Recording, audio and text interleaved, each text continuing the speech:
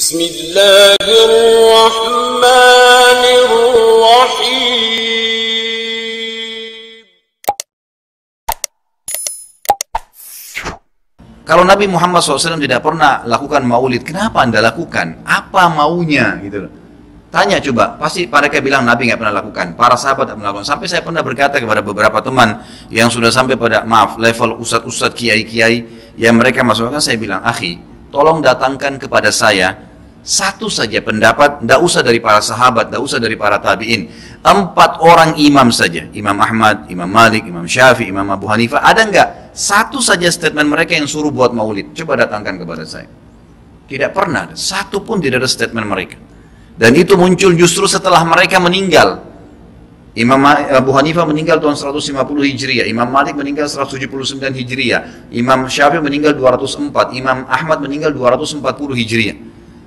Itu munculnya maulid di tahun pas Imam Ahmad terakhir tuh, 10 tahun sebelum meninggal, 230 Hijriah oleh orang-orang Syiah yang ada di Mesir. Itu mereka lakukan. Karena mereka mau mencontohi ya, yang dilakukan oleh orang-orang Nasrani merayakan hari lahirnya Nabi Isa alaihissalam. Banyak orang bilang ini kan cuma untuk syiar. Syiar akhi, sampaikan sejarah Nabi Muhammad SAW. Sampaikan majelis ilmu, bukan dengan membuat-buat yang Nabi kita tidak lakukan, gitu kan? Saya sudah kasih contoh tadi di perusahaan, walaupun kita dekat dengan seseorang pimpinan perusahaan pun, tidak mungkin kita bisa melanggar apa yang dia inginkan.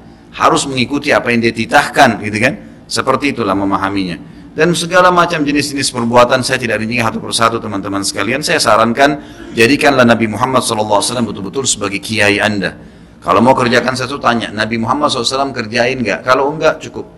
Kita nggak lebih pintar dari Nabi SAW teman-teman. Dan beliau diutus untuk dicontohi. Yang diperintahkan saja sudah padat, sudah banyak. Untuk apa buat-buat lagi? Udah banyak gitu kan? Dan anehnya teman-teman yang buat acara maulid ini subhanallah banyak sunnah Nabi yang ditinggalin. Banyak, melimpah sunnah Nabi gak dikerjakan. Banyak sekali, kita temukan kukunya masih panjang, hal yang kecil.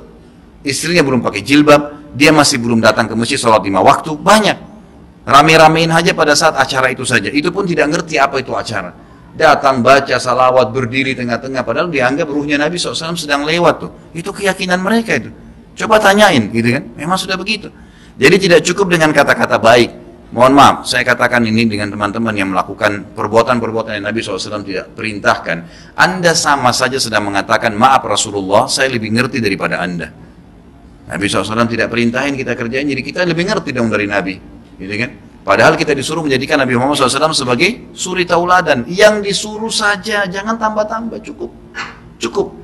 Dan yang tidak dicontohkan sama, jangan juga dilakukan.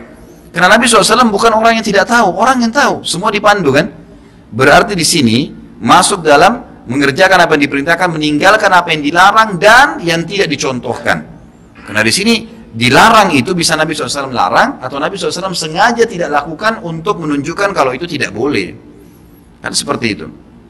Semoga Allah berikan hidayah.